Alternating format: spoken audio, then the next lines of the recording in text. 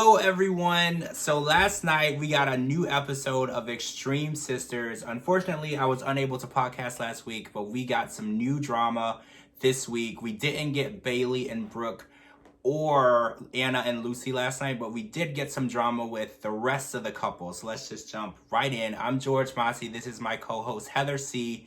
And let's talk about Patrix and Patricia. So we went skating last night, which looked really fun. I haven't been skating, I don't even know how long. I don't skate, so more power to them. Well, yeah, I did skate when I was younger. I tried ice skating too, which was terrifying. But we're getting off topic here. So we went skating with the girls, and Ron sat in the back seat and he crashed the sisters' dates because he said the only way that he can really get a date with his wife is to crash their date. So he went with them, and he's trying to convince Patrix to be hooked up with someone that lives in Atlanta so they can end these Orlando plans. So what do you think this is a good plan? Is it foolproof? He's such a trooper. He really is. I mean, the fact that he's like all on board for, his relationship with his wife and the sister, because that's kind of like what it is. It's a third wheel relationship. But no, I don't know. I mean, I get where they're coming from, but I think that there's nothing wrong with trying to like set them up and like, find them happiness and stuff so that way they can be happy together. Right. But hopefully it's not just so they don't have to go to Orlando, because I mean, that's not the worst dream to have. I mean, Orlando is beautiful and Disney is there, and I love Disney, so I'm on their side, Team Orlando. So I don't know. Hopefully it's for good intentions and not just to like spoil their dreams and hopes. But I don't know. I guess we'll have to see. We'll wait and see how it goes. We would love for her to find someone and then they could be happy together. But we'll see how it goes. So last night, we met a brand new set of twins. And this is going to get confusing, so I'm just going to tell people right away. I'm going to try to jump into this and explain it the best way I can. It might get confusing. So we met Brittany and Brianna, who are a set of twins who are lawyers who live in a castle. Basically. And they're married to another set of twins, Jeremy and Josh, who met at a twin festival. All right, so this is going to get a little more confusing. They have a baby who they all raise as their own, because technically he is their own because their DNA is all split. So if they were to do a paternity test, it would come back all their kids. So this is a super interesting situation. So first of all, what do you think of twins married to twins? I think it's cute. I do. I think it's cute. The only issue, and I won't even say it's an issue, the only thing that kind of had me looking at them a little crazy was the part when they went out to dinner together. Okay. So I know this jumps ahead a little bit, but when they had a conversation with the mom, and the mom was like, well, you have a babysitter. There's 4 of you. Just easy enough. Split up, just make sure that, you do what you gotta do. 2 of you stay home, 2 of you go here. And it's funny because they're in a relationship. They're married. There's even children involved. And it was so awkward. It was it's almost like they didn't know each other. They didn't know each other unless there was 4 of them. And I don't know if a lot of it is fabricated for TV or if this is real life. But the fact that they had to FaceTime their siblings to get through dinner, that kind of I don't want to say it bothered me because that's kind of mean. It didn't bother me, but it's I felt bad because I'm even though you're twins, you're still separate people.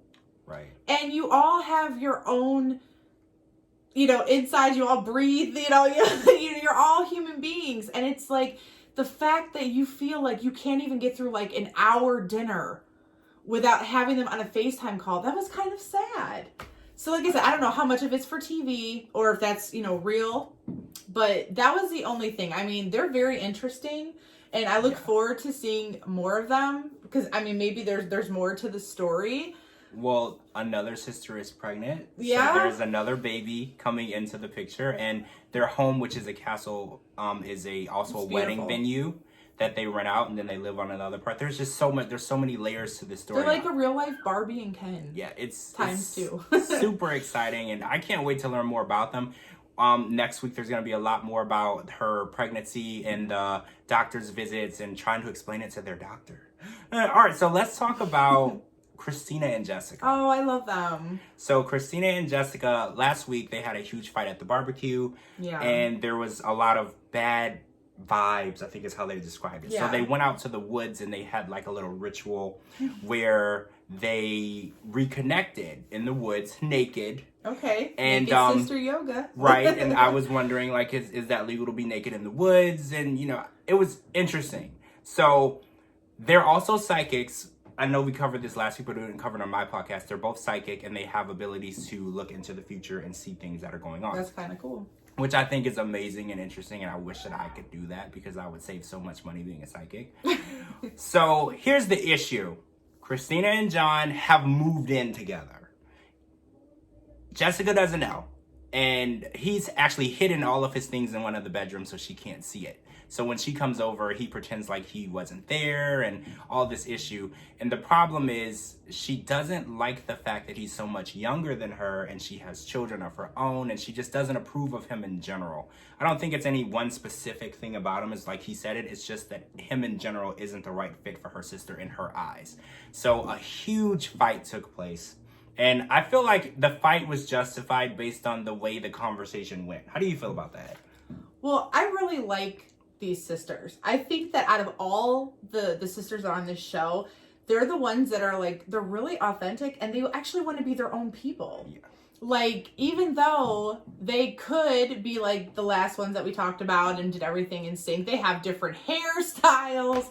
Like, they can actually breathe without each other. And like Christina had mentioned, you know, hey, I think I was the cause of breaking up your relationship with your husband. Mike, yeah. We need to assess the situation and move forward.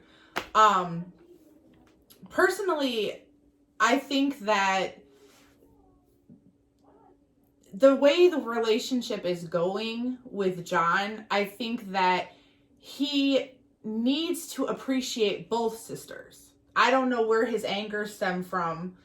Maybe he just, you know, got heated in the moment or whatever. I have a theory on that. Okay. I feel like since he's so much younger, he sees Jessica as a threat to Christina.